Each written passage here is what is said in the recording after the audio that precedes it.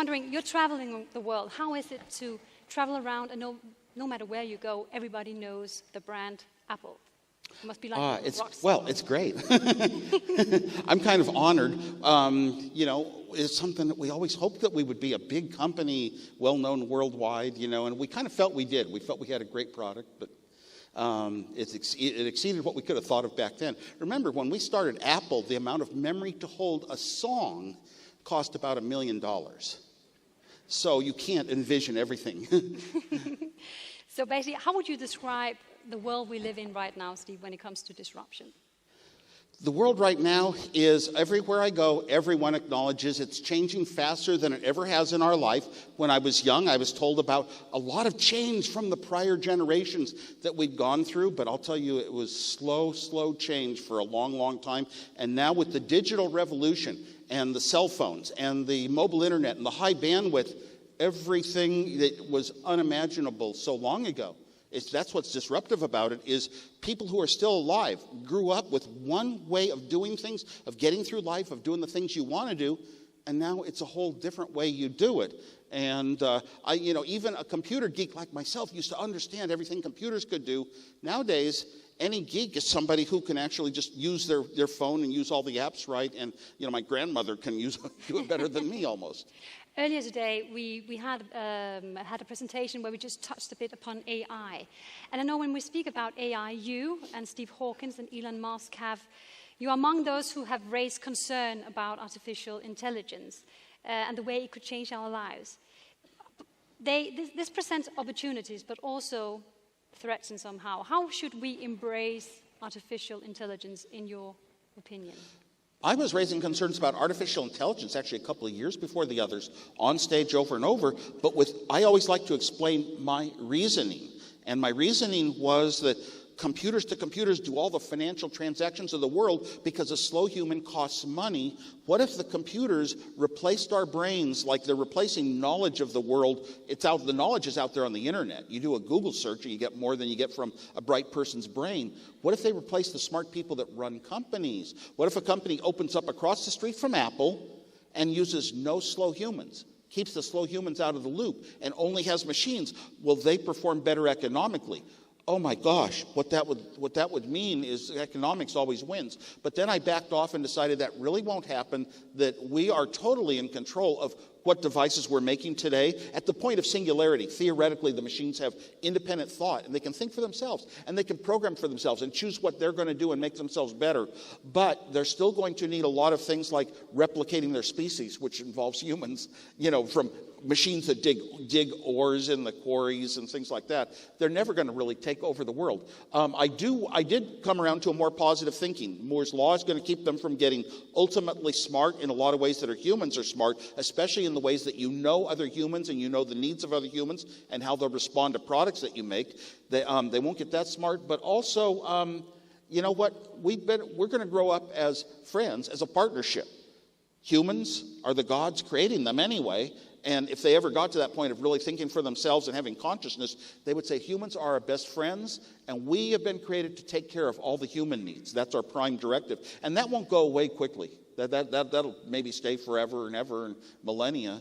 So even if that happened in a couple hundred years, that, the computers decided they ran the world, they would still say we need these humans. They're our best friends. Just like we do with our pet dogs. I feed my dogs filet steak after I got this idea. Because if I'm going to be a pet someday, I'm going to treat my pets the way I want to be treated. Good point. We'll talk a bit about the future a bit later on in our conversation, because I'd like to go to something very valuable, actually the world's most valuable brand, Apple. What does Apple mean to you, Steve? Well, of course, I'm very, very proud of it. But we set a tone when we started Apple, even though there were 3 of us and we didn't really have a company in a garage. Not a full company. We didn't do any product definitions or engineering or designs or prototyping or manufacturing. And it was a very short term with a product that we knew was dead end anyway. But 2 of us starting in a garage implies 2 people starting with no money. And that's true. We had no savings accounts, no rich relatives or anything. We just, basically that scrapping image caught in people's heads, and it stood through time. And that's what people always want to root for. Sometimes they want to root for the underdog, and it's really that image that drove us to the success that we have today. So Steve, I'm wondering, do you get a bit emotional when I show you this picture, which is the Apple I, which you single-handedly developed in 1976? It was actually the computer that launched Apple, right? That was a computer that I wouldn't say launched Apple. Steve Jobs didn't know that I had built it and designed it. I created it to show off to a computer club of Stanford professors and Berkeley professors who spoke of the social good. When we had our own computers, we would educate and we would communicate, and the geek would be important. And I built it, and I gave away my design for free to everyone at the club. I passed it out on paper to everyone at the club. They had a design. I said, go build your own for $300, a useful computer that can solve problems you have at work. And Steve Jobs came along and saw it, and he saw the interest in it. And don't believe the movie that shows him taking me to a computer club. I was a hero at the club, showing my computer every 2 weeks. But what it was the Apple I, this Apple I was a formula, one board full of chips. It was a small board, actually, then. It's full of chips, hand-wired by myself. And it could do the full job of a computer where you could type in programs and get answers from them. And it had enough memory. A lot of decisions in that were very different than what everyone else was trying. So it was the formula. Here's what a personal computer should be. It was given away for free. Everyone looking over my shoulders knew to start their companies, and this is how we're going to build computers. And that's what led to even other early personal computers. The Apple II was actually demonstrated before we ever shipped an Apple I computer. The Apple II was the product that would change the world, and we knew it because homes didn't want a computer. A computer was a big old mainframe in a company. It cost millions of dollars, and it did inventory and sales analysis. And who would want that in a home? Games. People would want games. It had to be fun. I believed in fun. I had built games for Atari when they were hardware designs. The Apple II computer was the first time ever games were in color. Arcade games were in color. And the first time ever that they were in software, where a 9-year-old kid could type, vertical equals 1, horizontal equals 2, vertical equals 3, and make things move on a screen at real speeds with simple commands. This was a huge change. So we knew the Apple II was the real product that would be a big company, be very successful. And a big company means, hey, if it makes us $1 million, that's big, huge. Steve, as you said, the story behind Apple has fascinated the world in such an extent that it's Hollywood material. You just mentioned the movie. I'd just like to show a clip where the movie illustrates a discussion between you and Steve. Let's have a look. Yeah.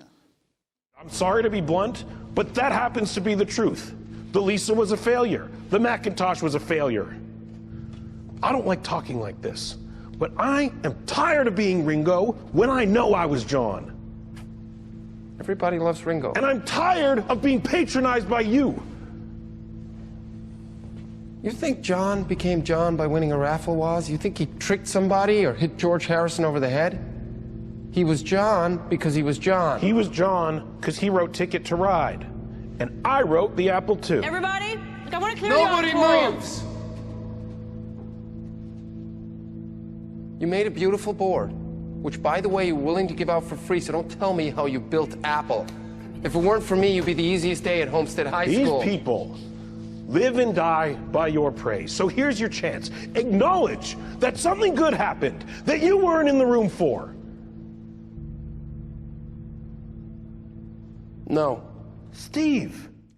No, he said here in the Hollywood movie. Sure. And everybody here is looking at you now, and we want to wonder how close to the truth this of you and Jobs' partnership. The reasons in life and in the company and Steve Jobs and myself that are portrayed there probably are accurate and existed. I was such a soft person. I could never run a company, only be an engineer in the laboratory building hardware and software. I would never say anything bad to people like that, to a friend. I could never, ever say something like that. I actually thought the Lisa was a big successful move for humanity, whether it made money for Apple or not. And that the Macintosh, even though it had crashed at first, was a big move. Steve's product, the next computer, because Steve was behind it. I thought it was going to really influence the world and move us forward and everything like that. I never spoke to my friend Steve Jobs like that, calling him names or saying he wasn't worth anything. No, not at all. Other people said those things. So it was just portrayed in the movie as me doing it. No. I'm too soft and nice a guy. I just don't have any enemies. And Steve and I were good friends right to the very end. Nobody ever saw us in an argument. So this was Hollywood really beating on. There is this question, which is in the same alley. It says, what was your biggest disagreement with Steve Jobs?